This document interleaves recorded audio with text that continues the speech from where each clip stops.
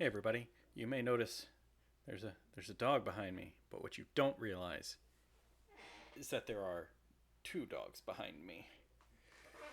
But that's not what we're here to discuss today. We're here to discuss something completely different. Number 61 in the Criterion Collection, Monty Python's Life of Brian, directed by Terry Jones from the United Kingdom, 1979. I'm actually really happy. Um, I don't think the other two Monty Python movies are in the Criterion Collection. I think what I've seen so far is it's just this one. And if you asked me to pick which of the three Monty Python movies should be in the Criterion Collection, this would be the one that I would pick. So I'm pretty happy with this inclusion. In case you don't know Life of Brian, the plot is essentially Brian is a boy who was born like in a hovel right next door to the manger where Jesus was born, and he was born at the same night about the same time. And then he goes on to not be important at all for most of his life. He's just a guy. But he wants to fight the Roman occupation of his home, and so he joins in some movements. Then there's some mistaken identity. Uh, he tries to evade guards and pretends to be a prophet briefly and does too good a job at it. And now everybody thinks he's a prophet, even though he's not. And it ends badly for him, but with a happy, cheery song. It's an excellent movie. It is Monty Python comedy all the way. But it also explores a lot of religion. Now, here's what's interesting because this movie gets a lot of grief uh, because it's making fun of religion. So it's heretical and it's banned and blah, blah, blah. It makes fun of organized religion. At no point does it truly mock God or Jesus. Jesus is kind of in the movie. You see the Sermon on the Mount, but the characters are too far away to hear it clearly, so they're like, what's he saying? I think he's saying something about cheesemakers. Why cheesemaker? Anyway, but they don't show and mock Jesus. What they do mock is the rules that mortals put around religion.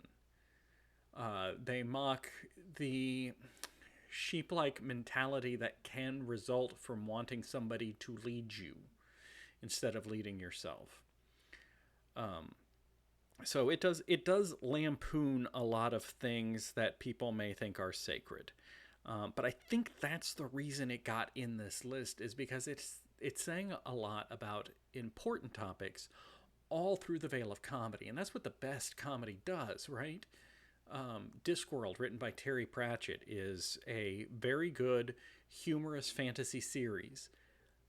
That on its own would not make it a classic to stand the test of time. What that series, it didn't start out this way. It just started as fun fantasy. What it becomes is using comedy and this farcical world that he created as a lens through which we can look at our world and see what we do from a different perspective, and really think about it because it's easy to blindly follow things and not examine them and not think about them. Good comedy makes you question things.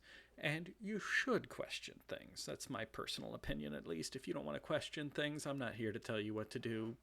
Live your best life. Should you watch Monty Python's The Life of Brian?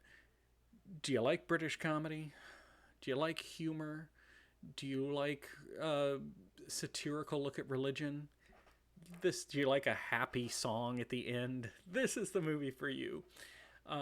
Apparently, so all of the Pythons are in this, but Michael Palin and John Cleese both wanted to play Brian, the main character.